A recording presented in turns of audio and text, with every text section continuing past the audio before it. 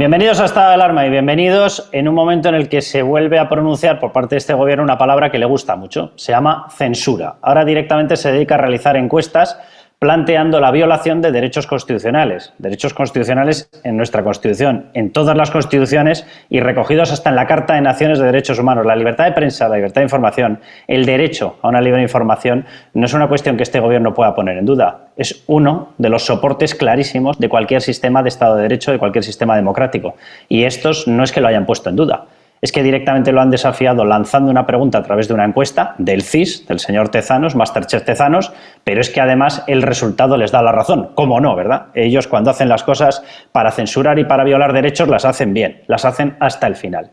Y piden abiertamente una censura porque, según ellos, informar libremente y sin tener como única fuente a este gobierno mentiroso, según ellos es un sinónimo de bulo. Bueno, yo creo que lo que es un sinónimo de bulo es escuchar a este gobierno. Vamos a hablar de ello, por supuesto. Vamos a tener entrevista con Iván Espinosa de los Monteros, se la mostraremos al cierre, al término del programa, y vamos a hablar de un tema importantísimo. En este programa lo hemos ido avanzando, en OK Diario lo adelantamos con los documentos que mostraban que el gobierno había preparado todo un esquema para conseguir sacar de las estadísticas oficiales parte de los muertos por coronavirus. Bueno, en estos momentos ya se está confirmando que efectivamente era así. El gobierno lo negó, mandaron a Fernando Grande Marlaska para que lo negase. Cualquier desmentido de Fernando Grande Marlaska les pido por favor que lo escuchen bien, porque tienen altísimas probabilidades de que sea cierto todo aquello que él niega. Es una persona que se ha convertido en uno de los perfectos brazos de madera de Pedro Sánchez.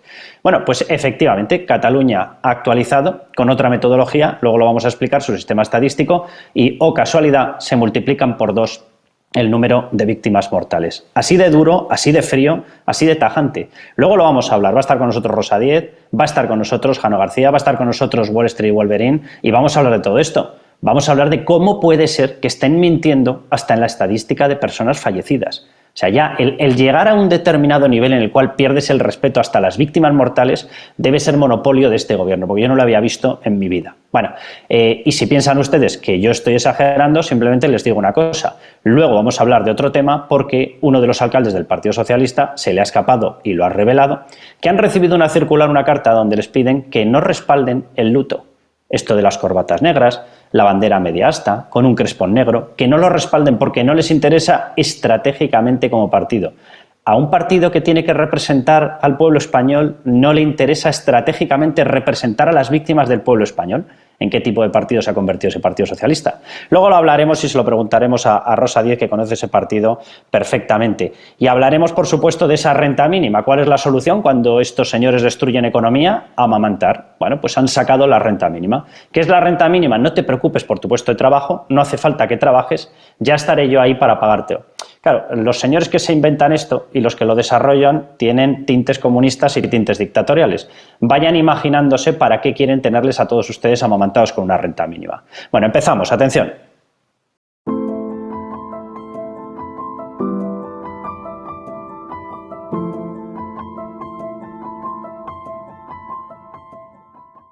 Tan español como usted, pero además hablo catalán. Fíjese, soy bilingüe. Qué lástima. Jo també el parlo molt bé, Si te parlen català tu m'entens, però jo a ti també. Entonces...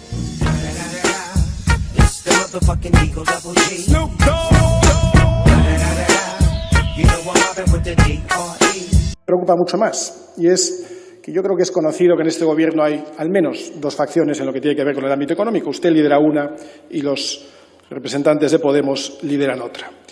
Mucho me temo que en más de un Consejo de Ministros, y esto lo lamento profundamente, no es usted la que se está llevando el gato al agua, sino los contrarios, los de Podemos. Pero lo que me preocupa realmente es verle a usted enarbolar el mismo vocabulario y el mismo afán prohibitivo. Ha dicho usted prohibir muchas veces. El modelo podemita comunista es, como siempre, estrangular la economía para luego dar dádivas a algunos miembros de esa misma economía que deban, por supuesto, su propia subsistencia al Estado y a los demás nada. Y por eso digo que me preocupa especialmente que usted adquiera ese mismo vocabulario y esa misma filosofía. Sí ha acertado en una cosa, o sí estamos de acuerdo al menos en una cosa, y es que el mayor activo de España, su mayor materia prima, no es el petróleo ni los diamantes, no tenemos ese tipo de materias primas, pero tenemos una muy importante que son los españoles, y especialmente el talento y la creatividad de todos aquellos que componen nuestro sector económico.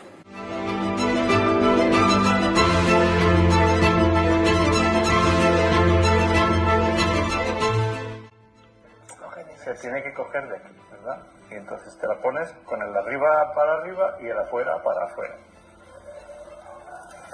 Y bien, supuestamente. Y después...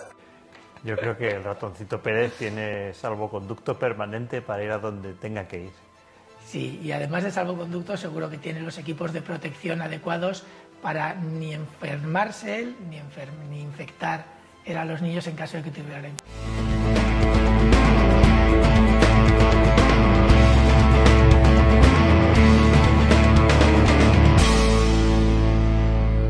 Bienvenidos un día más a Wall Street Wolverine.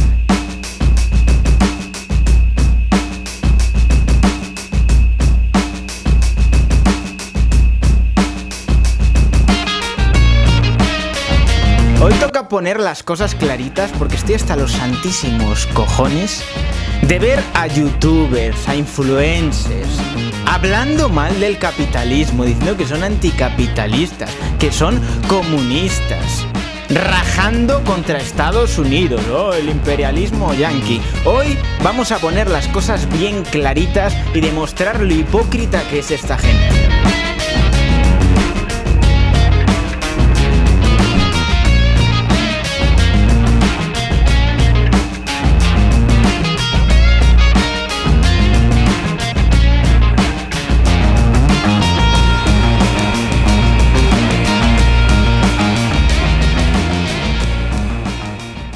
Bueno, pues vamos a comenzar. Ya tengo por aquí a Rosa Díez. Bienvenida. ¿Cómo estás?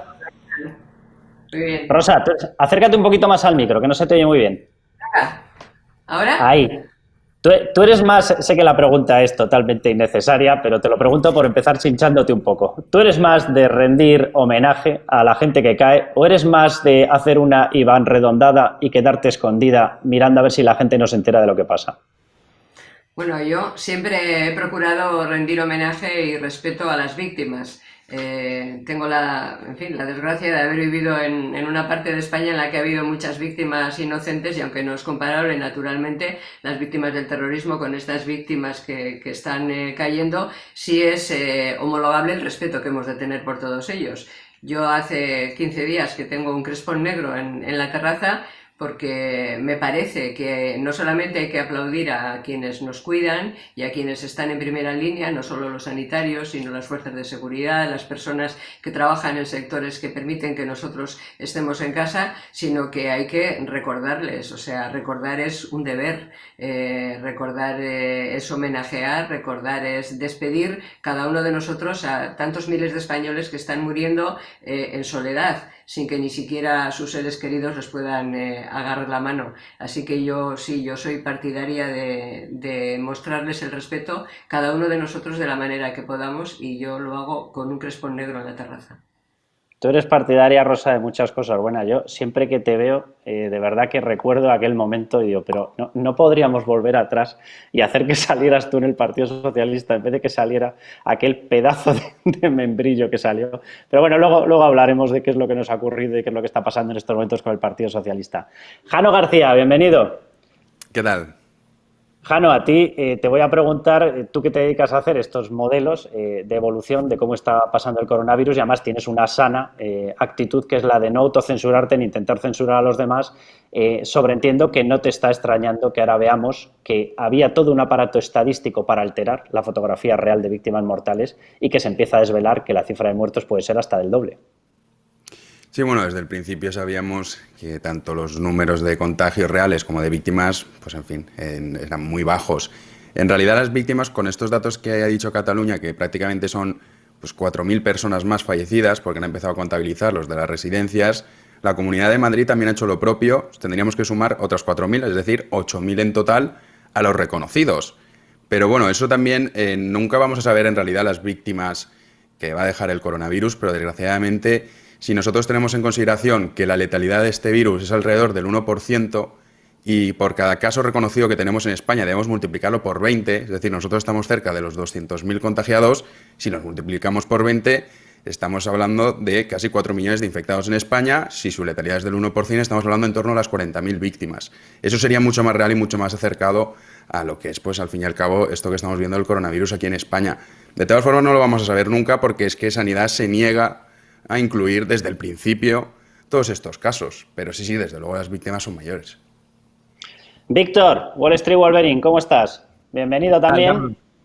¿Qué tal? Y a ti te voy a preguntar por lo de la renta mínima. ¿Tú compartes esto de que mientras se destruye el tejido productivo la gran solución sea no os preocupéis, no sabemos de dónde lo vamos a sacar porque ni siquiera tenemos memoria económica, no sabemos si lo vamos a conseguir mutualizar en Europa con los coronabonos, no sabemos si nos va a respaldar el BCE comprándonos la deuda, pero aquí tenéis el gran maná del pueblo para que estéis todos tranquilos? A ver, sobre la renta mínima yo creo que sobre todo hay que valorar, cuando ya se tenga más información, cómo se va a implantar porque sabemos muy poco. En el sentido de para quién es esta renta mínima, a qué número de ciudadanos afectaría o realmente podrían prestar podrían solicitar esta renta mínima, las condiciones para acceder a esta renta mínima, que no sea gratuito, que esto venga acompañado de algún tipo de predisposición a la búsqueda de empleo o a la formación, o al final el acompañar todo esto con una flexibilidad laboral, no todo lo contrario. También habría que tener en cuenta el coste estimado que tiene y cómo se va a pagar esto. A ver, en un principio se puede entender que se financie con deuda, pero según ha comentado el PSOE, quieren hacerlo algo permanente, que sea esto algo permanente. Y para que esto sea permanente hay que financiarlo de una de las dos maneras. Una, o subes impuestos, o dos, reduces el gasto de otras partidas, porque no puedes estar financiando este tipo de medidas constantemente con deuda. Entonces, yo creo que esta medida va a variar mucho en el sentido de cómo se implante, porque puede hacerse bien, pero puede ser un sistema de clientelismo, y yo creo que va a ir más por el segundo punto, porque si es una medida que puede funcionar es si va acompañada de otras medidas que faciliten el acceso a las oportunidades, la flexibilidad laboral y la inversión, y lo que es que los negocios vayan bien, autónomos, pymes puedan generar empleo. Pero creo que no va a ser así, va a venir por un expolio fiscal mayor para financiar este clientelismo. Bueno, pues agarraos a la silla, veo que tenéis buenos sillones, Víctor. Vamos a empezar a escuchar a Pedro Duque, luego os prometo atormentaros con Fernando Simón, pero vamos a empezar con Pedro Duque. Se tiene que coger de aquí, ¿verdad? Y entonces te la pones con el arriba para arriba y el afuera para afuera. Y bien, supuestamente. Y después, aquí, claro, se te mete por el lado de la nariz y para eso está el alambrito. Tú te colocas el alambrito y te lo ajustas para que no se salga por la nariz. Y luego, para que no se salga por aquí abajo, para eso están estos pliegues que hacen que se haga grande. Y entonces te lo pones lo más abajo que puedas en la barbilla sin dejar de cubrir la nariz. Exacto. Y sin tocarla tanto, pero bueno, eso se puede... Tampoco es para tanto, ¿no? Tampoco estamos en un quirófano que vamos a operar a una persona, es decir, que tampoco es tan importante. Yo creo que es así. Sí, no, lo ha hecho muy bien. Bueno, pues estos son los que se supone que son el conocimiento científico de nuestro querido gobierno. Las redes se les han echado encima, dicen que si no saben responder a los niños como para responder a una crisis de esta magnitud, que si no saben adoptar una posición medianamente instructiva como para conseguir controlar un virus como con el que estamos. ¿Qué es lo que nos está ocurriendo, Rosa? ¿Ha habido más de ineptitud o ha habido más de querer ocultarlo y de una utilización política? Bueno, yo creo que la ineptitud es el peligro verdadero. Quiero decir que son unos incompetentes y como son unos incompetentes que además tienen una ambición sin límite, tienen que ocultar su responsabilidad. O sea que todo va unido. A ver, yo creo que estamos en una situación en la que merecería la pena que nos diéramos cuenta los ciudadanos, porque parece que los políticos y sus prescriptores de opinión tratan de ocultarlo, que el gobierno de España es en este momento un verdadero peligro para la seguridad, es un verdadero peligro para los españoles. A ver, hoy mismo hemos visto publicado un ranking que los días pasados se venía viendo de que España se ha convertido en este momento en el país más inseguro para pasar esta pandemia. España, que ha sido siempre un país seguro desde todo punto de vista, desde que tenemos democracia, con una democracia valorada como de las más altas calidad, de las de mayor calidad. Resulta que es en este momento, por datos comparativos y oficiales con el resto de países del mundo, el país más peligroso de toda Europa para pasar esta pandemia. A esto nos ha llevado este gobierno de la pareja tóxica compuesta por Sánchez y por Iglesias. La incompetencia cuesta vidas. La incompetencia arruina al país. La incompetencia genera una enorme incertidumbre de cara al futuro. La incompetencia está personalizada en el gobierno de España. Es que además no hay arreglo, es decir, no hay enmienda posible, porque con esos mimbres no se puede hacer otro cesto. El gobierno de Pedro Sánchez se ha convertido, insisto, en un peligro de seguridad nacional. Y no cabe otra opción para resolverlo que sacarles del gobierno, que hacer un gobierno que gestione la crisis y que convoque después elecciones, pero en legítima defensa. Esta no es una cuestión de derechas o de izquierdas, es una cuestión de legítima defensa. Son un peligro no solo porque no sepan, demostrado está, gestionar esta crisis, porque no la hayan sabido prevenir, porque no la sepan gestionar, sino que para tapar todas sus incapacidades, toda esa indecente incapacidad y ese indecente comportamiento, pues lo que están tratando de hacer es quitarnos las libertades. Esta gente ha desenterrado a Franco y ha instaurado el franquismo y se quiere cargar las libertades de todos los españoles. O sea, es la incapacidad en la gestión de la pandemia, la incapacidad en la gestión económica, demostrado está. ¿A cuántas personas de los nuevos parados conocéis que hayan conseguido cobrar el subsidio de desempleo? ¿A cuántos conocéis? Porque yo conozco a muchísimos que están esperando todavía. O los nuevos ERTEs. Bueno, entonces es la incapacidad para lo sanitario, la incapacidad para lo económico. ¿Cómo lo tapamos? Pues tapando la boca a la gente. O sea, ¿cómo hacemos que no se note? Tapando la boca a la gente, es decir, quitando la libertad, entre otras, la libertad de expresión y la prensa libre. Son, como digo, un problema para la seguridad nacional. Pues por si había alguna duda, quiero que escuchemos la frase de Fernando Simón. Fernando Simón es esa persona, solo por ir centrándolo, que un 31 de enero, hemos pasado febrero, marzo, estamos bien avanzado ya abril, 31 de enero dijo aquello de a lo sumo tendremos algún caso aislado de coronavirus. Es el científico, ¿vale? Él es el científico. Bueno, pues en estos momentos atención a la frase que suelta. Atención a cómo habla de si vamos a tener conocimiento o no vamos a tener conocimiento de cuál es la cifra de muertos. Escúchenlo. Ni teniendo muy buenas estadísticas sanitarias vamos a conocer la cifra real de fallecidos por coronavirus. Sí que es cierto que todos aquellos que tengan una prueba positiva y se les pueda identificar, por lo tanto, como personas que han estado o están infectadas con coronavirus y fallecen, obviamente como mínimo han fallecido con coronavirus. Si la causa de la muerte ha sido el coronavirus, no es otra cuestión. Ahora mismo en España se están contabilizando todos aquellos infectados que fallecen y que tienen una prueba en la que se ha detectado el coronavirus y fallecen, que nos informan y que nos comunican las comunidades autónomas, se notifican en la información diaria. Es complicado, Jano, que mientan más. Vamos a ver. En terminología jurídica, una prueba no es exclusivamente una prueba concluyente.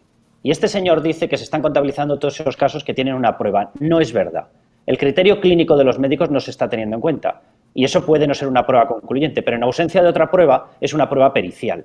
Bueno, pues se están desechando pruebas. Y este señor vuelve a mentir. El mismo que el 31 de enero dijo que a lo sumo tendríamos algún caso aislado, cuando el 30 de enero recibió la advertencia expresa de la OMS, por cierto, repetida de la que recibieron el 23 de enero. Y este mismo señor es el que nos dice que se están contabilizando todos los casos. Jano, te lo pregunto abiertamente. Si se estuviesen contabilizando todos los casos, ¿de dónde sale que de pronto aparezca una cifra, la de Cataluña, en Madrid, etcétera, que duplica la cifra suya? ¿Qué sale de Marte? ¿La ha traído Pedro Duque en una nave espacial?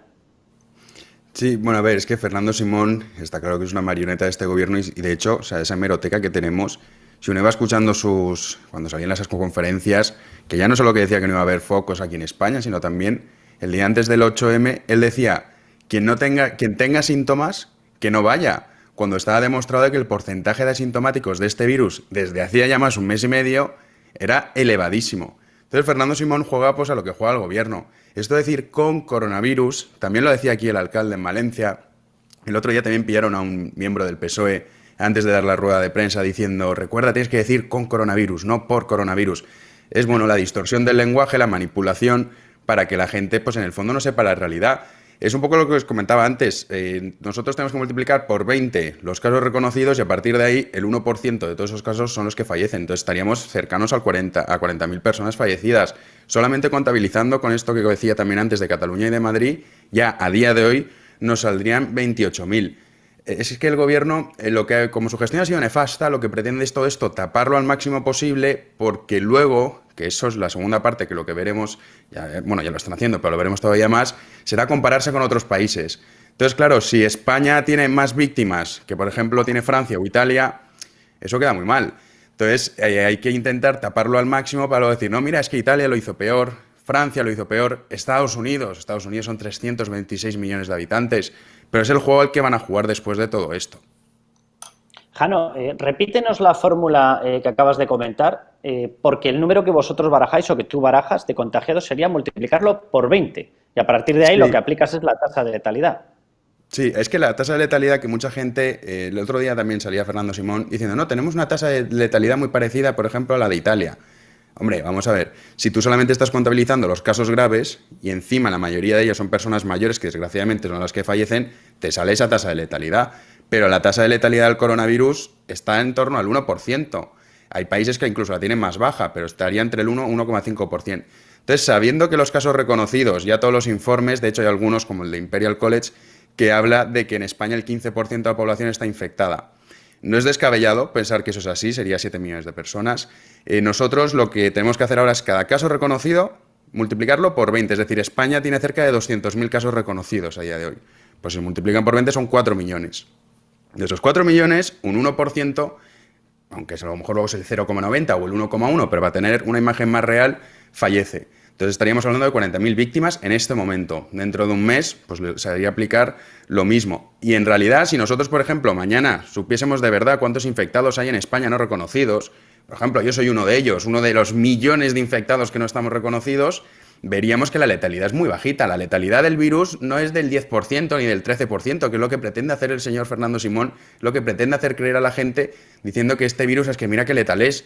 Pero bueno, por lo menos estamos con una letalidad más baja que la de Italia, no es verdad. Angelo Borrelli, por ejemplo, que es el director de Protección Civil italiana, que sería como el Fernando Simón de Italia, pero es 1000 veces mejor y 1000 veces más honesto. Él siempre ha reconocido desde el primer día que desgraciadamente no conocen los casos, pero que no es descabellado para nada pensar que en Italia hay alrededor de 5 o 6 millones de infectados. O sea, que él les dice la verdad a los italianos, no les miente, no intenta edulcorar la realidad. Lo que estamos viviendo es una tragedia, es una crisis sanitaria que se está llevando la vida de miles de personas.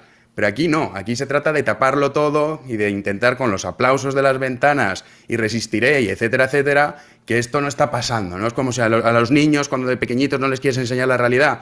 Pues bueno, la realidad tú no la puedes esconder y evidentemente pues cada vez les resulta más difícil taparla. Víctor, te quiero preguntar por ese anuncio que acaba de realizar Yolanda Díaz, pero déjame antes que explique una cosa, porque las trampas al final tienen las patitas cortas y lo que ha hecho este gobierno es establecer una cuádruple calificación de los casos. Uno es descartados, que es directamente el que con test salen fuera. El siguiente es el posible, el siguiente es el probable, el siguiente es el confirmado. Solamente está metiendo, como estaba explicando en estos momentos Jano, solamente está metiendo los casos confirmados, los que tienen una prueba. Todo el resto a los que no se hace test, no se puede hacer analítica en un hospital, no se hace autopsia una vez que ha fallecido porque no se están realizando, porque se están prohibiendo de facto, automáticamente sale de esa estadística oficial. Pero te quiero preguntar, y ese es el verdadero motivo de esta trampa que estamos observando y que hemos ido denunciando y ya se confirma. Pero Víctor, te quiero preguntar por los efectos económicos de esto, porque evidentemente esto va a suponer que nosotros salgamos más tarde que los demás. Ya lo está diciendo Yolanda Díaz, vamos a tener dos fases de salida. Primera fase de salida y nos dice para el verano, dice, perdón, es que las advertencias de la OMS eran en enero. No sabía yo que de enero te caías de la cama y pasabas directamente a verano. Bueno, estos son los tiempos para esta gente. Pero es que hay una segunda fase que nos vamos directamente hasta cierre de año. Y ahí va turismo y va hostelería. ¿Qué le pasa a la economía española si vamos en estas fases? Cuanto más tiempo esté parada la economía, va a ser peor totalmente. Al final no vamos a estar produciendo, no vamos a estar generando riqueza y esto es muy peligroso. Pero aún así yo creo que hay algo bastante representativo de la estrategia que tiene el gobierno y es que ya han anunciado que no van a presentar presupuestos hasta mínimo 2021. Saben de sobra que no los podrían aprobar según está la situación actual y con eso ya tienen la excusa. Si la cosa se pone muy mal dirán que es porque estamos con los presupuestos de Montoro, de la precariedad, de que hace falta unos nuevos presupuestos. Van a tener excusa para cualquier cosa. A nivel económico siempre tendrán que echarle la culpa a alguien. Dirán que los ricos tienen que pagar más, cuando los ricos paguen más y la cosa siga igual de mal y la gente no encuentre trabajo y no se genere empleo, empleo, dirán que es que todavía las grandes empresas pagan poco, tendrán mayores impuestos las grandes empresas, contratarán aún menos y estamos en un ciclo de que siempre la culpa es de otro. Entonces, evidentemente, cuanto más tardemos en salir de todo esto, más duras serán las consecuencias económicas. Si hablamos de cifras muy, pero que muy duras, el FMI preveía un recorte del PIB del 8%, o sea, datos que no veíamos desde la guerra civil. Y se hablaba también de un paro que iba a estar por encima del 20%. Se hablaba 20-21%, yo creo que es incluso optimista. Y esto va a ser muy duro porque además tampoco va a haber, digamos que, capacidad para dar confianza hacia el empleo. Va a haber renta mínima vital, va a haber todo tipo de clientelismo, pero seguramente no haya este incentivo hacia el empleo, no haya esta iniciativa emprendedora o esta ayuda a este sector privado. Entonces yo lo veo muy complicado y, como bien te he comentado, cuanto más tardemos siendo un país enfocado en el turismo, y el turismo está perdido este 2020, y cuanto más tarde más perdido va a estar, va a ser un golpe muy duro para este país a nivel económico. Y lo que nos demuestra es que tenemos un país que tiene que replantearse su modelo económico, porque realmente necesitamos una industria que tire de la economía. Antes esa industria era la construcción, el boom de la construcción y toda la burbuja acabó cayendo, ya no tenemos nada, digamos que representativo dentro del sector industrial que pueda tirar de la economía, solo tenemos el turismo. Entonces, al final, eso te hace muy dependiente del exterior, te hace muy dependiente de la estacionalidad y nos demuestra que estamos con el culo al aire frente a este tipo de situaciones. Víctor, te lo pregunto muy rápido. La estimación que ha hecho el FMI de caída para España es de un 8%. Es prácticamente el triple que la estimación media de caída mundial, con lo cual vamos a perder el tren y eso se va a notar en cuota de mercado de las grandes empresas y eso se llama paro. Se llama paro y se llama pérdida de recaudación. Pero, ¿tú te crees esas cifras? Y te lo acompaño de otra pregunta. La pérdida acumulada a lo largo de la crisis subprime 2008 hasta 2012-13 estuvo rondando los 10 puntos del PIB. Los informes que yo he visto y los informes que se están ocultando, y algunos de ellos me los ocultan, hablan de una caída de en torno a 15 puntos. Es decir, sería mucho más rápida la caída, pero tendríamos una caída más dura que en toda la última crisis / recesión que sufrimos del sistema financiero con el tema de la construcción. ¿Tú te crees esas cifras o te crees que vamos a ir a niveles de eso, del 14, del 15? Yo creo que, como bien he comentado antes, el FMI es bastante optimista y evidentemente lo que se va a utilizar es un poco la propaganda, porque este año va a ser muy duro a nivel económico y va a ser tan duro que probablemente en 2021 cualquier cosa sea mejor que el año anterior. ¿Qué harán? Utilizar este tipo de cuestiones para decir, mira, ya vamos mejor. No es que vayamos mejor, es que hemos ido tan mal en 2020 que cualquier pequeño ápice de incentivo económico va a parecer bueno. Pero al final, la cifra que de verdad va a determinar el desastre que vamos a tener es el empleo. Ya de por sí España venía con unas cifras de empleo, es que hace unos meses ya eran unas cifras desastrosas, o sea, es una vergüenza de cifras. Nos vamos a poner unas cifras absolutamente espectaculares y, como te digo, con un país que depende tantísimo del turismo y con la poca seguridad que va a haber para las empresas, yo creo que nos podemos plantear incluso en una peor situación que la crisis de 2008. O sea, es que al final queremos compararla con la crisis de 2008, pero es que es muy distinta a la crisis de 2008. O sea, no hemos tenido nunca una crisis de estas características. Es algo totalmente sin precedentes. Entonces, compararlo con lo ocurrido en 2008, yo creo que es un error porque es muy distinto el panorama. Es otro entorno muy, pero que muy distinto. En 2008 hablamos de una crisis financiera, ahora tenemos una crisis sanitaria y que tenemos la economía absolutamente parada. Y hemos perdido ya una parte del PIB que no se va a recuperar. O sea, realmente lo que no produzcamos durante estos meses no se va a producir extra en los próximos meses. Así que realmente yo creo que nos podemos plantear perfectamente una situación peor que la de 2008. Y yo cada vez lo veo más claro. Recuerdo que en mi canal, al principio de todo esto, yo hablaba del crack del 2020. Y yo pensaba, digo, a lo mejor estoy exagerando un poco. Cada vez creo que exagero menos. Rosa, quiero que veas esta declaración. Es un alcalde socialista, alcalde de Villarreal, su nombre es José Benlloch, y él ha desvelado, luego ha intentado matizarlo, no sé qué es peor, porque la explicación posterior luego la vamos a contar, pero en el vídeo que vamos a escuchar, él habla directamente que hay una circular del Partido Socialista donde se ha pedido a los municipios gobernados por el Partido Socialista que no se sumen al luto, que no se sumen a los homenajes. Atención. El PSOE ha generat cert debat en aquesta qüestió, inclús ha enviat un circular de que els governs, els pobles governats per el Partit Socialista, que no s'executen molt en aquests moments. Jo de corbata negra he baixat les banderes i he fet un presidents, que per a mi, per damunt de tot, està el meu poble I la gent que me costa i sé, perquè sóc qui firme també els soterraments en esta ciutat, esos son els datos que tinc. Esos son los datos que tengo. Él luego ha hecho una aclaración diciendo que realmente no era una circular, que eran recomendaciones a través de un grupo de WhatsApp. Casi es peor, porque si es un grupo de WhatsApp es abierto y, por tanto, si alguien hubiese querido mostrar su disconformidad lo podría haber hecho. ¿A ti te parece esto normal, Rosa? Me parece miserable, directamente. Y además, sobran las matizaciones. Es que el gobierno ha decidido no declarar luto oficial. O sea, no es perfectamente coherente que haya mandado una instrucción interna a sus cargos públicos, porque es que el gobierno ha decidido no declarar luto oficial.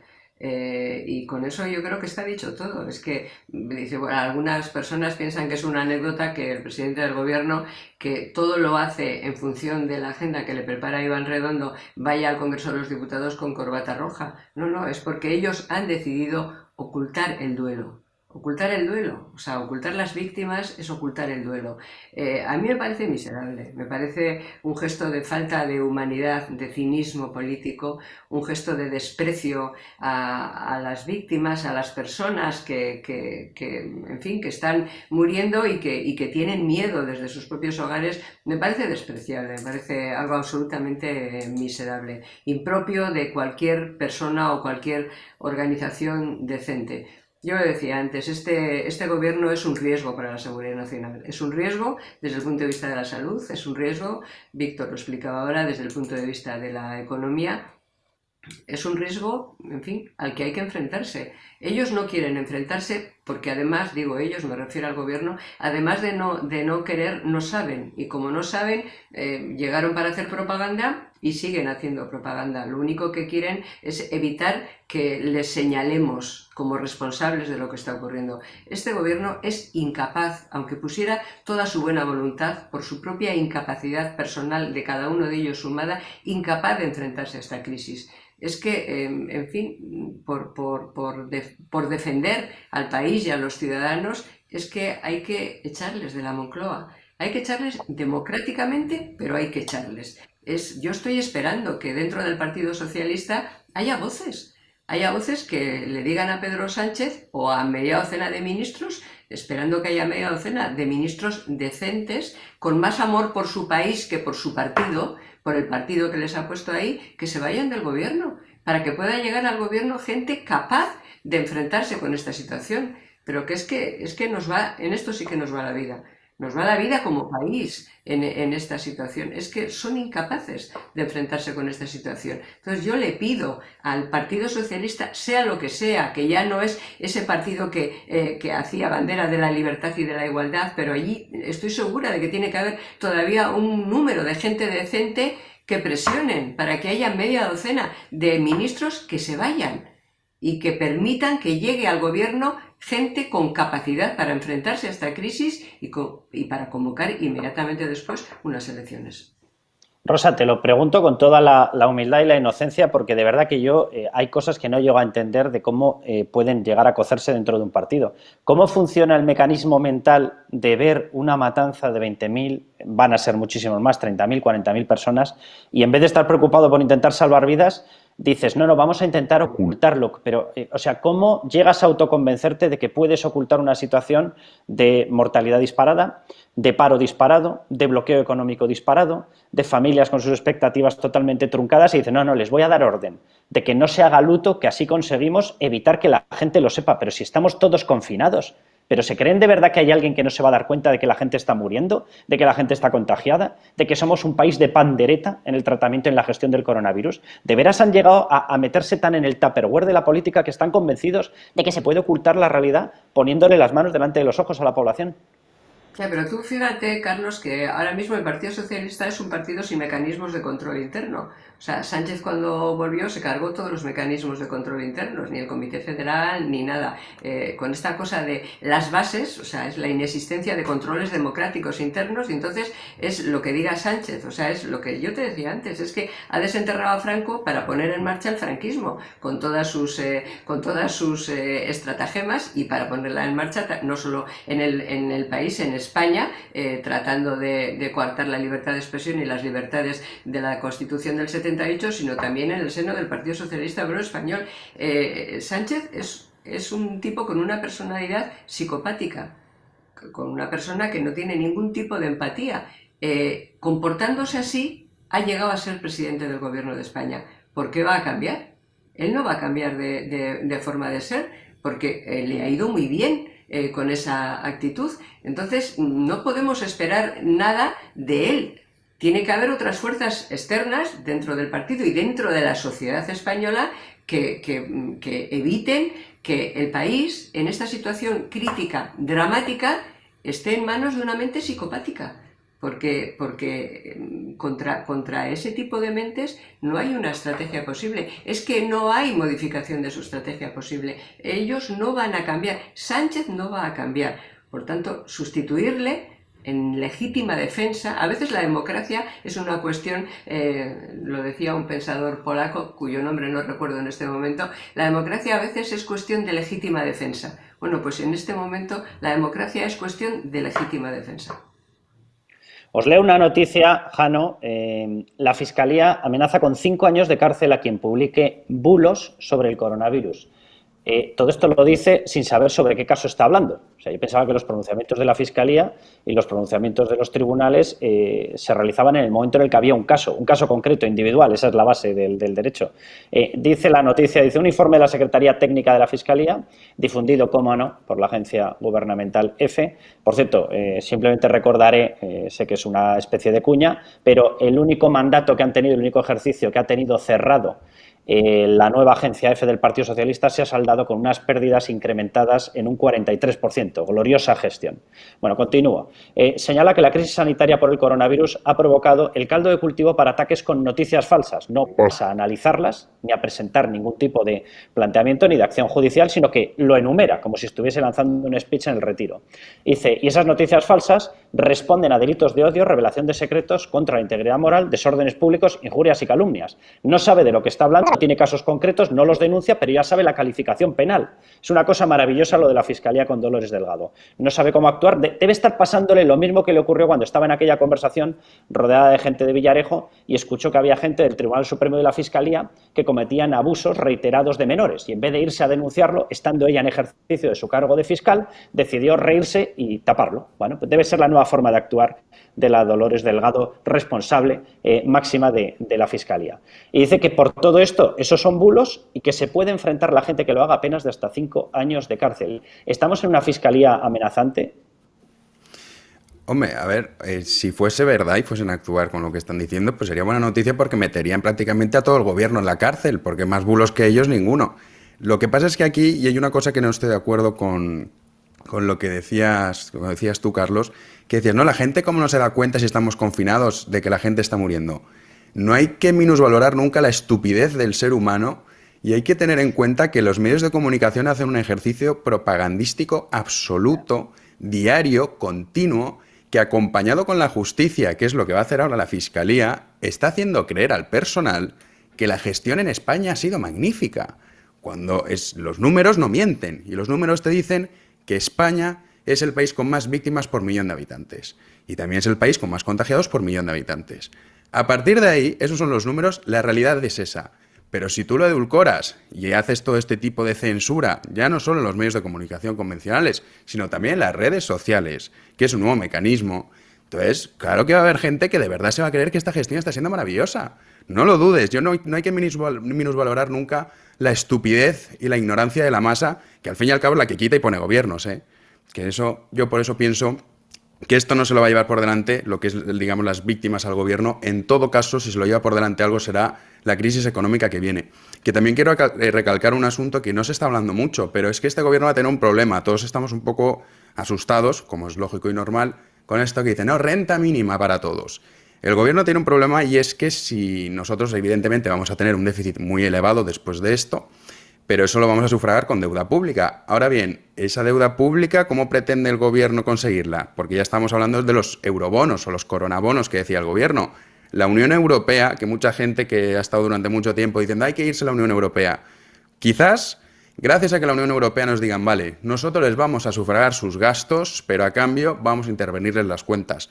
O sea que tampoco, yo no sería a lo mejor tan dramático de momento, sabiendo que tenemos una Unión Europea que espero y que deseo que a cambio de dejarnos esos eurobonos o coronabonos, nos intervengan las cuentas. Y también quiero decir que teniendo en cuenta que el señor Sánchez no tiene ideología, lo decía muy bien Rosa, o sea, es un personaje que, en fin, sabemos todos que lo único que le interesa es el poder. Si mañana tiene que aplicar las políticas económicas de la Escuela de Chicago, las aplicará, que no te quepa ninguna duda. O sea que por esa parte yo estoy más tranquilo, y también, bueno, luego ya hablamos del jefe del Estado, en el sentido de que este gobierno, todo lo que pretende hacer el señor Iglesias y compañía, lo puede llegar a hacer. No digo que no, pero lo va a tener difícil, ¿eh? Bueno, vamos a ver, ya que mencionas esto, Jano, vamos a ir a ese tema, el tema de la renta mínima, a ver cómo lo presentaban, porque yo es que además estoy escuchando cada vez cifras distintas. Primero que sea 1 millón de personas, luego que sea 3 millones, vamos.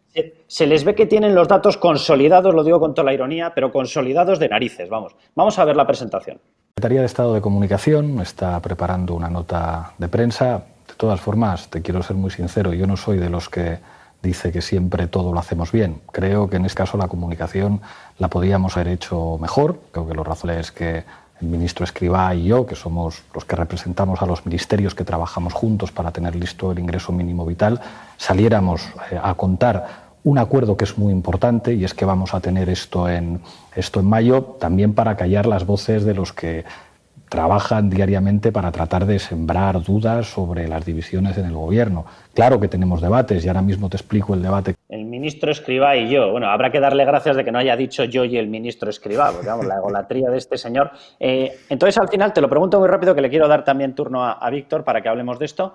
¿Va a ser para 3 millones de personas? ¿Hay alguien que haya hecho una estimación de cuánto puede ser dar una renta mínima a 3 millones de personas? Claro, es que el problema es que es lo que yo te digo, que el señor Iglesias va a decir, vale, 3 millones, se supone, de momento, lo que son los beneficiarios, no sabemos la cuantía, todavía la desconocemos, pero es que esto es un brindis al sol. Tú muy bien, quieres dar esa renta mínima, ¿de dónde vas a sacar el dinero? Porque en España se va a producir una bajada tremenda de los ingresos públicos. Entonces esta gente, los socialistas, se creen, porque son así, no dan para más, se creen que entonces como bajan los ingresos, aumento los impuestos y vuelvo a recaudar lo mismo. Eso no es lo que va a pasar, y menos en una situación como la que va a vivir España. Entonces, a partir de ahí, todos estos intentos de la Arcadia feliz, de no todo el mundo, dinero para todos, voy a comprar los votos, que es lo que ha hecho en Argentina, lo que ha hecho países, sobre todo en Latinoamérica, con el modelo que es el que apoya el señor Iglesias de socialismo puro y duro, en España no va a ser tan sencillo porque tú necesitas sufragar esos gastos. Y la única posibilidad que tiene España, con el déficit tremendo que vamos a tener, es emitiendo deuda pública para sufragarlo. ¿Cómo vas a emitir deuda pública si no estás apoyado por el paraguas de la Unión Europea? ¿Quién va a comprar bonos españoles si no están sufragados? Que por eso dicen, no, que sean eurobonos. Y así el inversor que compra esos bonos sabe que tiene el respaldo no del gobierno español, sino de toda la Unión Europea. Entonces, evidentemente, estás mucho más tranquilo. Pero por eso te digo que todo esto que dicen que van a hacer, luego ya veremos, y sobre todo el señor Sánchez, que al fin y al cabo también es una cosa que Rosa decía antes, no entiendo cómo alguien del PSOE no sale a decir, oiga, esto es una canallada. Yo creo que Rosa se ha quedado un poco, pues en su época que era gente válida como ella, que podía hacer otras cosas fuera de la política. Desgraciadamente hoy en día, dentro de la política, la inmensa mayoría de los políticos que están ahí, ¿qué hacen si mañana no está en la política? ¿Qué hace el señor Sánchez si mañana no tiene una nómina pública? ¿Qué hace el señor Iglesias? Es que hay que recordar dónde estaban. El señor Iglesias era profesor asociado de una universidad, ganaba 700 euros, que sí, que muy digno, pero obviamente no estaría viviendo en una mansión con servicios si no es porque estuviese en la política. El señor Ábalos, sin ir más lejos, ¿qué haría ese hombre fuera de la política? ¿Qué haría la señora Montero? ¿Qué haría el propio Pedro Sánchez? Por lo mejor estaría repartiendo las toallas en las saunas de su suegro, pero es que no puede hacer mucho más. Entonces, teniendo en cuenta la mediocridad general que hay a nivel político, esta gente, con tal de estar en el poder, va a hacer lo que sea. Y por eso insisto, si la Unión Europea le dice, yo te doy el dinero, pero tú vas a aplicar recortes en el gasto público y vas a aplicar políticas más cercanas al liberalismo que al socialismo, lo van a hacer sin ninguna duda. Es que vamos, no tengo ninguna duda, serán los más ortodoxos, ya lo verás. Yo, lo que hagan ellos no lo sé, la verdad que tengo mis dudas sobre qué es lo que saben hacer. Lo que te digo es lo que haría yo si veo que se les corta la nómina pública de estar en el poder. Vamos, me veis a mí con toda mi colección de camisetas de superhéroes dando vueltas con botellas de champán por mitad de la Castellana. Eso os lo puedo asegurar. Pero, Víctor, te quiero ceder el último turno, que si no nos vamos a quedar sin tiempo para la entrevista con Iván Espinosa de los Monteros. ¿Vamos a ver pasear otra vez a los hombres de negro? Ojalá, yo lo estoy deseando, ¿eh? Parecerá que es una cuestión mala, pero es lo que más necesita España. Sí, yo siempre lo he dicho que la Unión Europea es como el hermano mayor de España. O sea, si la Unión Europea es esa muralla que tenemos frente al desastre. O sea, si tuviéramos control sobre nuestra moneda, si tuviéramos nosotros la capacidad de gestionar eso, seríamos Argentina sin ningún problema. O sea, porque el señor Iglesias te diría, no pasa nada, no nos compran deuda, no pasa nada, emitimos moneda, no pasa nada. La inflación son los padres, la inflación es un cuento chino. Tenemos a Garzón también en el gobierno. Entonces yo creo que, a ver, la Unión Europea tiene muchos fallos, tiene muchas cosas que a mí no me gustan absolutamente nada. Se ha convertido en un nido de burócratas, pero es ese límite que tenemos para no acabar siendo Argentina y esa seguridad que tenemos para no llevarnos absolutamente al desastre. Entonces, yo estaría muy a favor de que nos intervinieran las cuentas, porque es que es la única manera que se ve en la cual realmente España puede tener una responsabilidad presupuestaria y sobre todo tener algo muy en cuenta. Yo estoy harto de oír a los partidos de izquierda poniendo como referencia a los países nórdicos. Se demuestra que los países nórdicos es verdad que tienen muchísimo gasto público, que tienen unos impuestos muy altos, pero también tienen una libertad económica amplísima. O sea, tú miras el ranking de los países con mayor libertad económica y ahí tienes a Dinamarca, tienes a Finlandia, tienes a Noruega, tienes a Suecia. Pero aquí en España el grandísimo problema es que nos quieren vender que quieren ser como los países nórdicos, pero en realidad quieren ser como Argentina. Porque nos ponen impuestos nórdicos, pero nos ponen una burocracia y unos límites al emprendimiento y al crecimiento de las empresas argentinos. Entonces, ¿qué puedes esperar si lo que estás aplicando es la fórmula argentina? Entonces, yo estoy muy a favor de que entren los hombres de negro y cuanto antes. Y también lo que comentaba Jano. O sea, yo creo que es ese seguro que tenemos la Unión Europea, a pesar de que no nos gusten muchas cosas de las que hace, es lo que nos evita acabar como Argentina. Bueno, pues vamos a ir ya a esa entrevista. Le voy a dar entrada a Javier Negre para que entrevistemos a Iván Espinosa Los Monteros. Muchísimas gracias a los tres, que de verdad que es un lujazo teneros cada sábado aquí y poder hablar con todos vosotros de todo lo que está ocurriendo. Nos vamos a la entrevista. Muchísimas gracias. Gracias, Carlos. Adiós.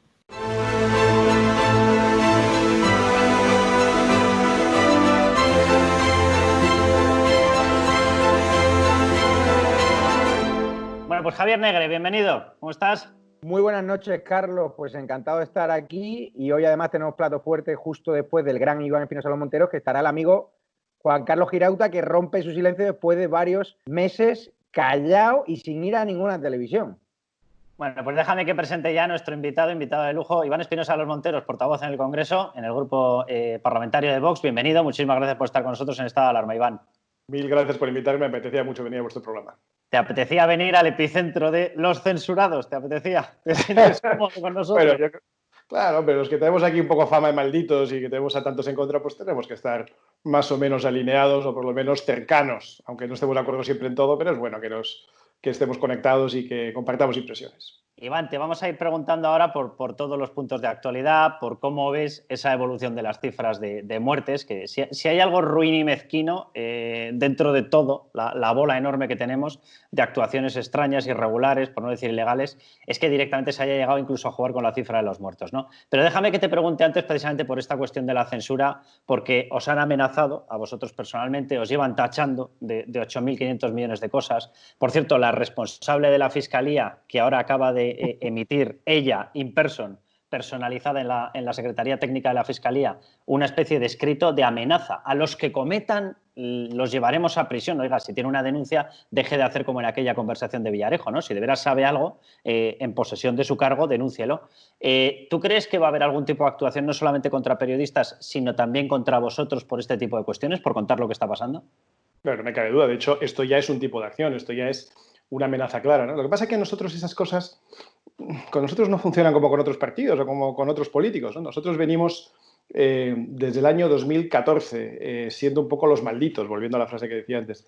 Hemos estado desde el año 2014 luchando contra todos los elementos al margen de los cauces de las instituciones oficiales, al margen de los medios tradicionales, nos han ignorado, luego nos han insultado, ahora nos están amenazando, pero es que nosotros no funcionamos con ese tipo de estímulos, no tenemos ese tipo de miedos y si lo que quieren es llevarnos a juicio, pues ayer decía Macarena Olona que encantados de ir a su terreno, ¿no? Y lo va a hacer muy bien. Y además vamos a poder llevar al mundo judicial la realidad de lo que está pasando con todas estas amenazas y este intento de amordazar a la prensa o a alguna parte de la prensa, o por lo menos de comprarla con dinero y a la otra prensa castigarla, y en el caso nuestro, que estamos diciendo cosas que son verdades como puños, pues intentar arrinconarnos, ¿no? Y ya el colmo del colmo es que el gobierno del bulo, o sea, el gobierno que más mentiras ha dicho en sede parlamentaria, en medios de comunicación, en vídeos, que el gobierno que se ha basado en una pura mentira, como era la mentira, que jamás se pondría de acuerdo con Podemos y gracias a eso tenemos gobierno, que ese gobierno de los bulos acusa a los demás de bulos, es un poco lo mismo que están haciendo en todo, es decir, es esa mezcla de herencia de Orwell en la que todo cambia de significado para darle el significado inverso, ¿no? Yo escuchaba el otro día a Pablo Iglesias darle lecciones al Partido Popular y decía, vuelva usted a la democracia, le decía a Pablo Casado. O sea, que Pablo Iglesias hable de democracia es, bueno, pues es insólito, ¿no? Y todo es así, es decir, es todo darle la vuelta al significado de las cosas para que democracia sea una palabra que se utilice para decir lo contrario de democracia. Libertad es lo contrario de libertad, y así en todo. Entonces, ellos están hablando del bulo de los demás cuando son ellos el gobierno del bulo. Pero, como digo, ni nos extraña ni nos preocupa especialmente. Javier. Ha presentado una interpelación en el Congreso para obligar al gobierno a explicar qué es eso de la monitorización de las redes sociales, que lo que persigue básicamente es el señalamiento selectivo de periodistas críticos y situarnos detrás de una organización criminal falsa, ¿no?, para llevarnos ante la Fiscalía, que de hecho ya la Fiscalía ha abierto diligencias contra esta supuesta organización de propagación de bulos, que se ha olvidado del mayor propagador de bulos de la historia democrática de nuestro país, que es Moncloa, ¿no? Sí, o sea, lo que vimos el otro día era que el portavoz socialista anunciaba a través del periódico oficial socialista, que es Lo País, que la fiscal general socialista va a actuar contra todos aquellos que lleven la contraria a los socialistas. Es decir, aquí hay una única verdad y el ministro socialista ya ha dicho efectivamente que está investigando todo aquello que le parezca delictivo, hasta ahí me parece normal, y peligroso. Peligroso. Es decir, ¿peligroso en qué sentido? Peligroso para su verdad única, peligroso para sostener su castillo de naipes de mentiras, peligroso porque le pueda llevar la contraria al gobierno. Mire, es que el papel de la oposición es precisamente controlar al gobierno. Y además es que una buena oposición al gobierno es lo que hace un gobierno mejor, porque un gobierno que no tiene oposición está tan tranquilo, está relajado. Un gobierno que tiene oposición tiene que estar muy pendiente de hacer las cosas bien, porque si no la oposición vendrá detrás a exigirle que rectifique. Y eso es lo que estamos haciendo, estamos cumpliendo nuestro papel de oposición. Entonces, que en su visión totalitaria de la vida y de lo que ellos consideran democracia, que es todo lo contrario de democracia, ya digo, ese tic orwelliano de cambiar el significado de las palabras, que en ese sentido esté intentando acabar con todo que sea una crítica, es lo normal, es lo que ellos hacen habitualmente. Lo raro es que a todos los demás no les parezca un absoluto escándalo, que es lo que es. Iván, vamos con esa verdad suya, que es muy llamativa básicamente porque esta semana se ha dado de bruces con una verdad que es la verdad del recuento de las personas que han fallecido por el coronavirus.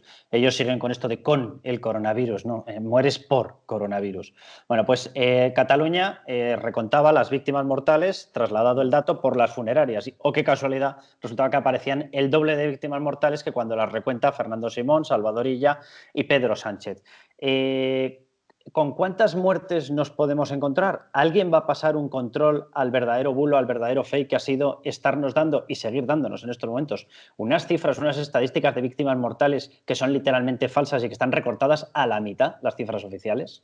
Eso es, o sea, si estamos hablando en este momento de 20.000 muertos, pues seguramente sean 40.000, ¿no? Pero es que este gobierno de la mentira se sigue recreando su propia mentira. Esta semana en sede parlamentaria le preguntaba al doctor Stigman, que está haciendo una labor tremenda de defensa de la verdad y que está liderando un esfuerzo en el área sanitaria en sede parlamentaria que es tremenda. Vox ha presentado más de 1.800 iniciativas entre preguntas, proposiciones, PNLs en estos últimos 2 meses solo por el tema sanitario relacionado con el coronavirus de Wuhan en sede parlamentaria del Congreso, más lo que están haciendo en la Comuna de Madrid, más lo que están haciendo en otras comunidades, ¿no? Pero en fin, volviendo al tema, el ministro volvía a mentir. Entonces decía, no estamos mintiendo porque estamos dando las cifras tal cual se desprenden de los análisis hechos a los cadáveres. Ya, claro, es que si no le haces la autopsia al cadáver, si no haces las pruebas, si no preguntas si tiene coronavirus un señor que dices que se ha muerto de neumonía, pues es obvio que no lo vas a meter en las cifras oficiales. La mentira no está en qué estás contando, la mentira está en las que no estás contando. No estás contando un montón de personas que se han muerto con síntomas no solo compatibles, sino evidentemente causados por el coronavirus de Wuhan, y no las estás contando porque no estás comprobando si tenían el coronavirus. Se te mueren sin que sepas realmente por qué. No las cuentas, entonces tú dices que tu estadística oficial es esta. La única realidad es que España es el país que peor lo ha hecho del mundo. Del mundo, ya está, no tiene más. Lo puedes mirar por donde lo mires, lo puedes mirar por el número de sanitarios infectados, lo puedes mirar por el número de muertos, por millón de habitantes, lo puedes mirar por la incidencia de muertes sobre infectados, que es más del 10%. En el conjunto del mundo, el número de muertos partido por infectados es un 6%. Digo el conjunto del mundo incluyendo países subdesarrollados, países pobres, países menos avanzados que el nuestro. El 6%. Aquí se nos muere el 10%. Insisto, las peores cifras del mundo en contagiados de sanitarios, en número de muertos por habitante. Es terrible cómo este gobierno ha gestionado el virus de Wuhan y que esto no se recuerde todos los días es solo porque hay pues toda una serie de medios de comunicación liderados por los medios oficiales, seguidos por los que han recibido 15 millones de euros en subvención directa y continuados por los que van a recibir 100 millones de euros, según han anunciado esta semana, 100 millones de euros en publicidad institucional, más una ventajosa legislación para todos aquellos inversores privados o anunciantes privados que quieran entrar a anunciarse en los medios de comunicación, a los que se les va a dar exenciones fiscales. Estamos hablando de cientos de millones de euros que van directamente a corromper a los medios de comunicación y por eso no se está sabiendo la verdad, por eso no se están viendo los cadáveres en televisión cuando antes si moría un perro, bueno, pues aquí se montaba un lío del demonio y están intentando manipularnos con este mundo buenista, salga usted a aplaudir, salga usted a decir lo bien que lo está pasando, salga usted a contar lo bien que lo están haciendo en su familia para entretener a los niños. No, mire, eso está muy bien y todos estamos aplaudiendo a los sanitarios, a los que están en primera línea, a la policía, a los camioneros, a los reponedores del supermercado, a todos los que están dando algo por este país en estos días tan difíciles. Pero eso no es el pasaporte para permitir que el gobierno haga lo que quiera y lo haga siempre contando mentiras y nadie le controle. Eso es lo que no puede ser. Usted tiene muchos lazos con Estados Unidos, va muy a menudo, ha trabajado en empresas importantes americanas, en unos momentos también muy difíciles. ¿Qué opinan sus colegas norteamericanos cuando ven cómo en España la televisión pública trata de comparar continuamente a España con Estados Unidos y tratando de vendernos el drama norteamericano, donde a mí mis amigos me dicen que allí se está viviendo con preocupación, pero también como una oportunidad, y aquí se trata de decir que, bueno, que Estados Unidos es un desastre, pero que España todo bien, ¿no? El drama de España en el escenario internacional es que en los últimos 25 años o 20 años hemos ido desapareciendo. Esta es la realidad. España cuenta muy poco. Entonces sí, cuenta muy poco. Y eso pues es en general malo. Es malo para nuestras empresas exportadoras, es malo para nuestra imagen de país, es malo para nuestra diplomacia, es malo para nuestros avances culturales, es malo para todo. Para lo único para lo que es bueno que España cuente poco es para desaparecer en momentos como este. Entonces, es verdad que la prensa internacional está recogiendo lo mal que lo está haciendo España y ahí tenemos artículos del Financial Times, del Economist, del Washington Post, del New York Times. Todos los grandes medios internacionales están destacando lo mal que lo está haciendo España, pero como España cuenta poco, pues en este caso, afortunadamente, no es un tema de conversación que se vea de manera recurrente en la prensa americana, ni británica, ni en general de Occidente, ¿no? España, como digo, cuenta poco, se nos considera poco porque no hemos hecho un gran esfuerzo por posicionarnos bien en el mundo exterior y, por tanto, en este momento, pues es verdad que hay mucha preocupación en todo el mundo con el virus de Wuhan y, por tanto, España solo aparece de vez en cuando como el ejemplo del mal hacer, de lo mal que se ha hecho. Pero insisto en que en este momento pues, no es lo que más les preocupa a los demás. Es más, España, yo ayer vi una entrevista de Macron en el Financial Times, una entrevista muy interesante, que dice muchas cosas de las que ya hablaremos, pero te das cuenta de que España tampoco está entre los países que considera de primera línea, ¿no? Es decir, cuando él habla de Occidente, él habla de Estados Unidos, habla de Francia, de Alemania, de Reino Unido, a veces habla de Italia, y luego habla de aquellos países que lo están pasando muy mal, los que hay que ayudar, y nos coloca con Grecia, con Italia en este caso también. Por desgracia, como digo, España no está entre los países más considerados del mundo y en este caso pues tampoco lo está, más que como ejemplo de lo que se está haciendo mal. Iván, déjame que te pregunte directamente por la responsabilidad penal que puede haber en esta situación. Hay un artículo en el Código Penal, que me imagino que los equipos jurídicos de Pedro Sánchez ya se lo estarán revisando, es el 142 del Código Penal y habla del homicidio imprudente. El otro día, en la entrevista que nos daba Santiago Abascal a OK Diario, mencionaba ya que se iba a estudiar. Claro, aquí hay una cuestión muy básica. Tú eres el responsable de conseguir X material sanitario y has tenido a los sanitarios, al personal sanitario, acudiendo sin protección, con lo cual tenemos, como tú estabas comentando, una de las mayores tasas de contagio de todo el personal sanitario. Los hemos expuesto, los hemos arriesgado inútilmente. Se les podía haber llevado de forma mucho más protegida. Agentes de la Policía Nacional, exactamente igual. Agentes de la Guardia Civil, exactamente igual. Servicios de limpieza de hospitales, de un montón de centros, exactamente igual. Servicios de limpieza de las ciudades, los hemos tenido desprotegidos. Y eso ha disparado los contagios. Y si ha disparado los contagios, ha disparado las muertes. ¿Se puede llegar a la situación de que se planteen esas acciones penales y este gobierno puede llegar a tener que pagar por la irresponsabilidad que ha cometido? Pues es posible y los servicios jurídicos de Vox lo están viendo. Yo no te digo que a mí no es una cosa que me guste, yo no disfruto ese tipo de cosas. No, me parece que en política buscar la criminalización pues se tiene que reservar para casos absolutamente extremos. En la política, perseguir la acción política por la vía penal es algo reservado para casos muy, muy extremos, como digo, ¿no? Pero cuando se da, se da. En el caso del intento de ruptura de España por unos políticos separatistas han cometido delitos. Esto ya no es una cuestión de que nos parezca bien o mal su gestión, es que han sido delictivos, así se ha demostrado gracias a la iniciativa de servicios jurídicos de Vox. En este caso, pues pasa un poco lo mismo, ¿no? Así que hay negligencia es indudable. Es decir, que no saben gestionar es absolutamente indudable, que es el peor gobierno que se ha podido tener en el peor momento de la historia, sin ninguna duda. Nunca España ha estado tan mal gobernada, jamás, ni en los peores momentos de nuestra historia. De eso no cabe duda.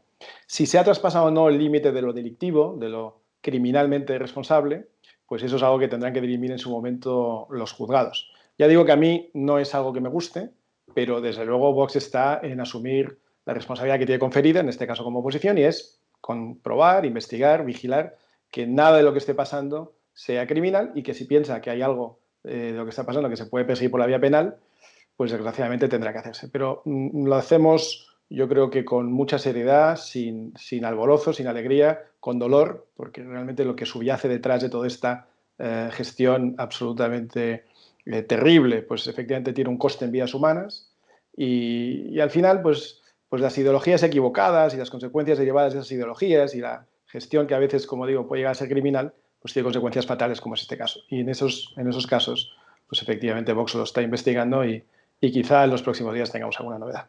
Iván, en estado de alarma, la audiencia pregunta, y Pablo, un seguidor de este programa por YouTube, pregunta directamente si hay razones para que Vox impugne en los tribunales el estado de alarma que decreta el arresto domiciliario de todos los españoles. Se está multando a personas y todavía la ley no recoge eso. ¿Tiene pensado Vox alguna iniciativa ante los tribunales en ese sentido?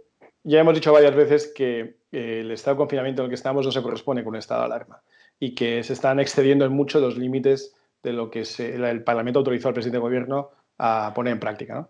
Por tanto, es verdad que el confinamiento es una medida necesaria. También es verdad que la prolongación del confinamiento, la prolongación que ya va para mes y medio, quizá 2 meses, es probablemente una de las consecuencias de la nefasta gestión del Gobierno. Es decir, estamos los españoles pagando la falta de gestión, la falta de previsión de nuestros gobernantes que ahora nos obligan a quedarnos confinados porque ellos antes no han sabido tomar las medidas preventivas para evitar que este confinamiento fuera tan duradero y tan duro, ¿no?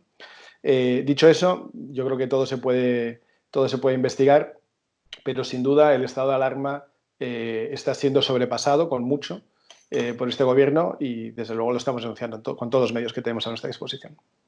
Iván, el otro día hacía una exposición Macarena Olona, que yo estoy totalmente de acuerdo, y hablaba de un derrocamiento o de un desmoronamiento democrático, es decir, por debajo de los superpoderes que ha adquirido el Ejecutivo, que también estoy totalmente de acuerdo con la descripción que acabas de realizar. Esto no es un estado de alarma, jurídicamente no es verdad, está totalmente sobrepasado y no es una opinión ideológica, es una cuestión puramente de leerse las leyes orgánicas que regulan cada estado.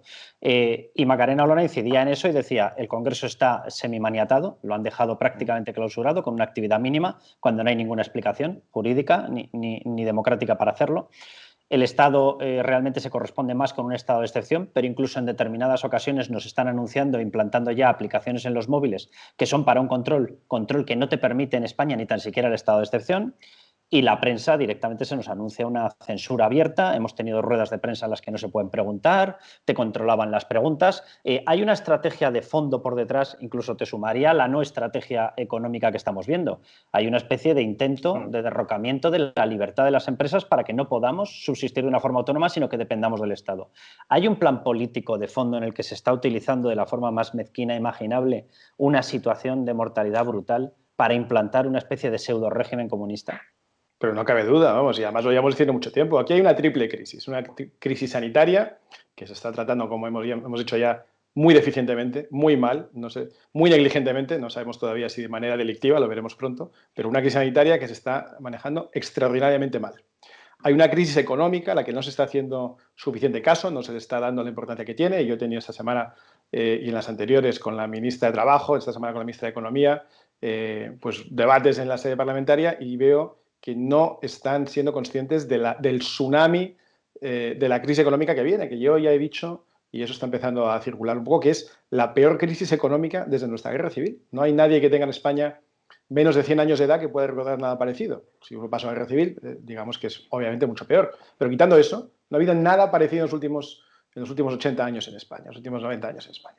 Por tanto, estamos ante una situación dramática y requiere medidas absolutamente distintas a las que están tomando. Y las que están tomando van por el lado del comunismo. Es la prohibición, es la incautación. Hemos visto que esta semana han incautado a Siemens Gamesa una serie de test que habían preparado para sus propios empleados.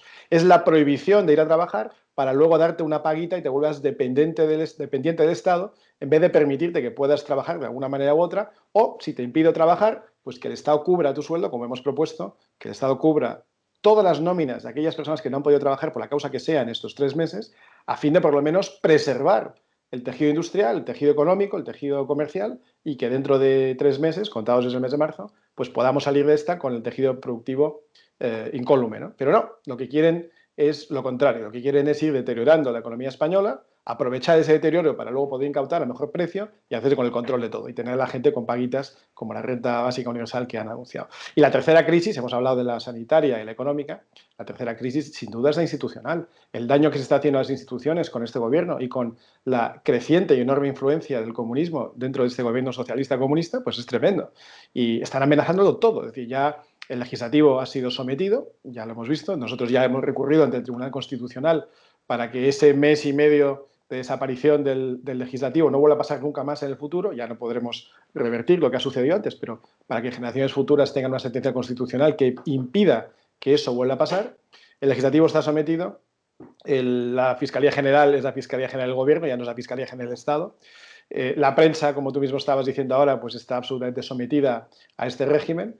La economía se va a intentar someter también al modo comunista para que no exista ni libertad de empresa, ni propiedad privada. El propio Pablo Iglesias ya nos ha advertido de que la Constitución le permite a él incautarnos lo que quiera.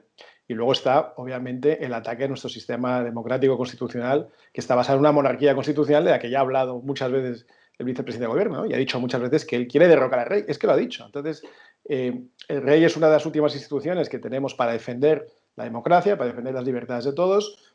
Su padre ya lo defendió el 23F, nuestro rey lo defendió de una manera también muy valiente con el intento de golpe de Estado hace 1 año y medio, y por tanto el rey es un estorbo para estos intentos totalitarios y absolutistas del comunismo. Yo dije el otro día en Twitter que antes el comunismo llegaba con un baño de sangre, podía llegar como la Revolución Rusa o con la Revolución Cultural de China o como en Nicaragua, o como en Cuba, como en tantos sitios. Ahora no, ahora ya desde que llegó al poder en Venezuela Hugo Chávez llega de otra manera, llega poco a poco, llega engañando, llega con palabras suaves, de ahí ese tono de Pablo Iglesias que ahora parece un sacerdote, ¿no? Que nos habla en un tono así pausado y tal. Y lo que va haciendo con buenas palabras y con un tono suave es ir incautando no solo la propiedad privada, sino las instituciones a su servicio. Por tanto, es muy dramático y es muy peligroso el momento que estamos viviendo. A mí no me cabe duda. Es de máximo peligro el momento que estamos viviendo en nuestra sociedad. Iván, le leo un tuit de alguien que conoce. Que alguien del PP salga a reprocharle la falta de anticipación a Sánchez es un insulto. Quizás se han olvidado de que gobiernan en la Comunidad de Madrid con competencias de sanidad para comprar material, limitar eventos multitudinarios e incluso confinar poblaciones. Lo firma la líder de Vox y su esposa Rocío Monasterio. ¿Usted suscribe estas declaraciones y sin ánimo de generar ningún tipo de desencuentro familiar?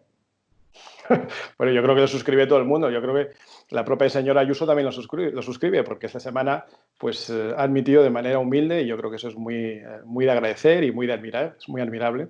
La señora Ayuso ha estado de acuerdo con ese tuit cuando esta semana ha admitido su falta de previsión, la falta de previsión de todo su gobierno, ¿no? Y en el caso de Comunidad de Madrid, como Rocío Monasterio ha sido especialmente adelantada y hay ya pues, iniciativas suyas de finales de enero, en las que empieza a hablar de que hay que hacer controles a las entradas de los aeropuertos, de que hay que tomar la temperatura a los que van entrando, de que hay que, y sucesivamente ha ido diciendo, cortar los vuelos en China, tomar ciertas medidas, prever, y hay preguntas parlamentarias presentadas en la Asamblea de Madrid, en la que pregunta al gobierno qué previsiones tienen ustedes, qué medidas están tomando en previsión de que pueda pasar algo, ¿no? En ese momento pues hubiera sido muy bueno que se hubieran tomado ciertas medidas, comprar respiradores, comprar mascarillas, pero en fin, todo eso, como digo, que la señora Ayuso ha reconocido humildemente, pues es verdad que ha sucedido en la Comunidad de Madrid como ha sucedido en el conjunto de España. Por tanto, yo creo que los que tienen dentro de su partido o han tenido responsabilidad en el ámbito sanitario pues tienen que tener cuidado con cómo formulan ciertas críticas a los que han tenido responsabilidad en el ámbito sanitario estatal. Y en el fondo es lo que le han contestado en el Parlamento esta semana los socialistas a los populares, ¿no? Javier, tenemos que lanzar una campaña, ¿no? Le voy a preguntar la última que nos llega también. Venga, rápido. Iván, ¿tienen miedo a alguna represalia por parte de A3 Media? Hemos visto cómo las declaraciones de Macarena Olona atacando directamente a sus grandes tótems, a Ferreras y a Ana Pastor, por el tema de la secta, por el tema de la verificación, provocó un comunicado.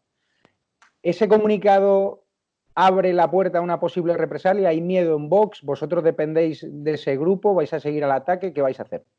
Vuelvo a decir que nosotros no tenemos miedo, porque es que hemos crecido así, hemos llegado hasta aquí así, hemos estado 5 años al margen de las instituciones, sin entrar en ningún sitio, pero manteniendo el mismo discurso. En esos 5 años no nos ayudó prácticamente ningún medio. Quizá Intereconomía sí, Intereconomía en su momento nos ayudó.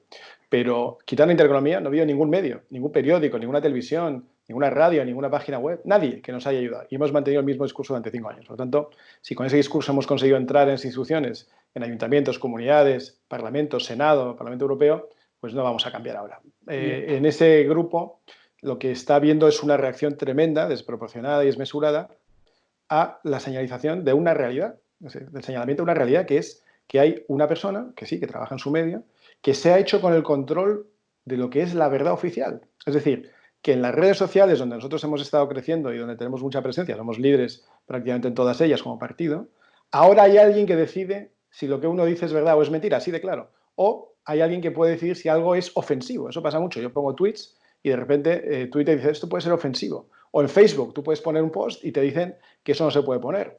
Bueno, pues ¿quién decide si eso es ofensivo, si es verdad, si es mentira? Pues lo decide 2 compañías que son spin-offs, que han salido del programa de Ana Pastor en La Sexta. Por lo tanto, esto no es un ataque a A3 Media ni a todos. Esto es la constatación de una realidad y es que hay una persona que tiene una inclinación ideológica muy definida, muy clara, no creo que nadie discuta eso, es decir, que es claramente orientada hacia la izquierda o incluso hacia la ultraizquierda de Podemos, es decir, que no tiene en absoluto objetividad, pese al nombre del programa que utiliza, pero vamos, tampoco pasa nada, es decir, que también hay periodistas del otro lado y eso está muy bien, pero es que hay solo una persona y es esa, la que claramente tiene una intencionalidad hacia la izquierda, que es la que decide qué es verdad y qué es mentira, y puede impedir que nos comuniquemos directamente con nuestros afiliados, con nuestros seguidores y tal.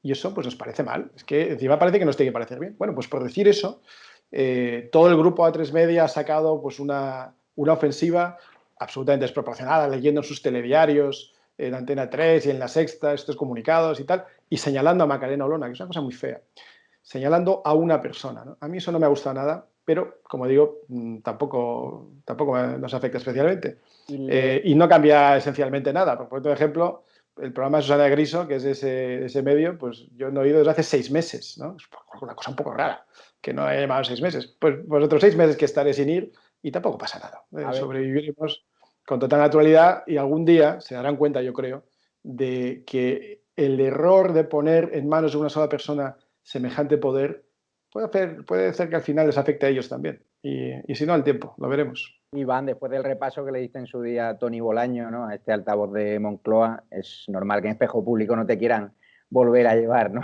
Pero yo en eso siempre recalco lo mismo, es decir, yo soy muy pacífico y procuro siempre entrar de buenas. Ahora, si alguien me ataca con tonterías y se pueden contestar, pues si alguien me ataca intentando decirme que no hablo idiomas, si alguien me intenta atacar con las matemáticas torcidas y equivocadas, esas cosas no las puedo. Si nadie me ataca o si me preguntan, se puede criticar, se puede estar de desacuerdo con toda naturalidad, pero claro, si me atacas con cosas de las que un poquito sí sé, pues ahí seguro que voy a contestar. Para eso. cerrar, te planteo la última pregunta que nos está... Javier, sí, que nos vamos de tiempo, pero por todos lados. Usted planteó a la vicepresidenta Nadia Calviño la necesidad de establecer una figura de consenso con trayectoria empresarial acreditada, que no despierte recelos en nadie, que sea acreditada, como ha hecho Italia, por ejemplo, ¿no?, con el fichaje del ex CEO de Vodafone. ¿Se le ocurre algún nombre como Amancio Ortega, por ejemplo? Bueno, se me ocurren muchos, pero en el momento en que uno empieza a decir nombres, entonces ya discutimos el nombre y no la idea, ¿no? Es decir, el concepto es que alguien en ese gobierno tiene que estar pensando en salvar la economía española y además utilizar esta crisis como una oportunidad para relanzar, reindustrializar España, que es lo que yo decía. Yo puse en ese discurso en el Congreso esta semana muchos ejemplos de cómo España ha sido capaz de generar industria, de generar riqueza, y además puse muchos ejemplos de cómo la industria en España es muy avanzada, pese a lo que la gente pueda creer. Tenemos un sector industrial tremendamente tecnologizado, tremendamente avanzado, con una fuerza laboral muy capacitada. Tenemos muchos mimbres para hacer un gran cesto de reindustrialización en España. Como digo, puse muchos ejemplos y puse ejemplos también de cómo se había creado de la nada grandes industrias, desde la fundación del Instituto Nacional de Industria en el año 41, en la posguerra, que eso sí que eran años duros, a manos de una persona que merecería una estatua en cada ciudad de este país, Juan Antonio Suances, o la llegada de la industria automovilística de manera masiva, ya estaba aquí antes SEAT y Renault y Barreiros, pero la llegada de Ford al Musafes de manos de López de Tona y Pérez de Bricio en el año 71, eso desató pues toda una industrialización del sector automóvil, una segunda generación de industrialización con el sector auxiliar y de componentes. Todo eso ha generado, digamos, una capacitación, un conocimiento, un know-how que se ha ido extendiendo a otras industrias, y hoy tenemos una industria o una capacidad industrial en España que podría ser muy ampliada, que podría ser regenerada, pero necesitamos a alguien que sepa hacerlo y alguien que esté pensando solo en eso. En este gobierno no veo a nadie capaz de hacer eso, y además tiene que ser alguien, como digo, que sea ajeno al propio gobierno y que pueda convivir con distintos gobiernos de distintos partidos políticos. En Italia lo lidera efectivamente el ex consejero delegado de Vodafone a nivel mundial y tiene 17 personas más de reconocidísimo prestigio en distintos ámbitos, en distintas especialidades, que están ayudándole a relanzar la economía italiana. Pues algo así parecido en España estoy seguro que se podría hacer, y estoy absolutamente convencido que si se compra primero la idea, los nombres que vendrían después, bueno, yo creo que en España hay empresarios y hay gestores maravillosos, con una reputación tremenda, con experiencia internacional, que saben de logística, que saben de producción, que saben de recursos humanos, que saben de implantación de nuevas industrias. Hay nombres sobradamente, pero para eso hace falta creerlo. Y Nadia Calviño demostró el otro día que está cada vez más contaminada por las políticas podemitas y dijo que ya no creía en la iniciativa privada y que lo público lo haría todo. Y que, pues ese es el desastre que tenemos. Iván, como creamos en las iniciativas públicas, tenemos un ejemplo glorioso de gestión del coronavirus por esas políticas públicas. Javier, vamos a lanzar esa campaña y cerramos. Vamos a adelantarte, Iván, que eres protagonista de un vídeo de superhéroes que ha creado nuestro amigo Hemeroteca Films, donde este canal, después de un mes ofreciendo la verdad, un canal que quiere cerrar la Moncloa, que quiere cerrar Pablo Iglesias, que nos quieren meter en la cárcel, que nos ha censurado Facebook, ha llegado la hora de, si queréis que sigamos haciendo este canal y con mejores medios técnicos, que os unáis, que nos apoyéis, y vamos a abrir una puerta a que nos apoyéis sin ningún tipo de problema, porque así muchos nos lo habéis pedido a través de email, a través de las redes sociales. Es vuestro momento, España os necesita. España nos necesitas, y vamos a seguir contando la verdad. Y gracias, Iván, por ese cameo improvisado en este vídeo de superhéroes que os vamos a mostrar ya, porque de la... ¿Qué superhéroe me has puesto? A mí me gustaba mucho Batman de pequeño. ¿Cuál soy? Te vamos en Marvel, pero vamos a ofrecerte un vídeo que dará mucho que hablar, que hablará de la unidad de las fuerzas constitucionalistas contra el eje del mar, porque no te voy a preguntar por los malos, por esas risitas del astronauta que está en la luna, de Pedro Duque y Fernando Simón, sé lo que opinas. Y vamos a dar paso a este vídeo porque te necesitamos. Vamos a ser la alternativa a La Sexta. Ya somos el canal de YouTube que más crece de España, y gracias por vuestro apoyo. Ahora tenéis la línea directa para apoyarnos de verdad. España te necesita. Un abrazo fuerte, Iván, y muchísimas gracias, Carlos, también. Gracias a todos. Surgió una idea. Reunir a un grupo de personas excepcionales para ver si podíamos convertirnos en algo más. Y cuando nos necesitaran, poder librar las batallas. Que ellos jamás podrían.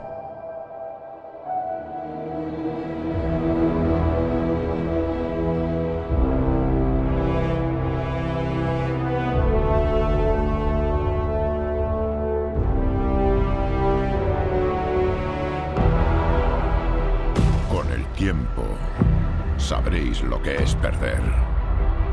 Sentir desesperadamente que tenéis razón.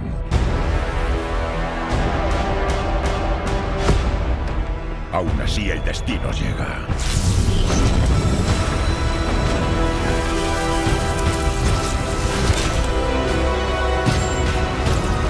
Evacuad la ciudad. Activad todas las defensas. y traedle a este hombre un escudo.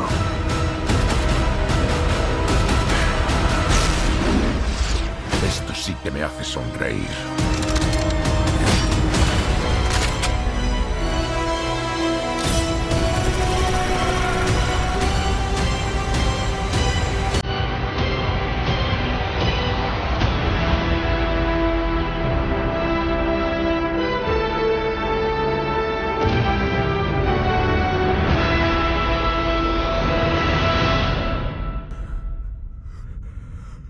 ¿Quién demonios sois vosotros?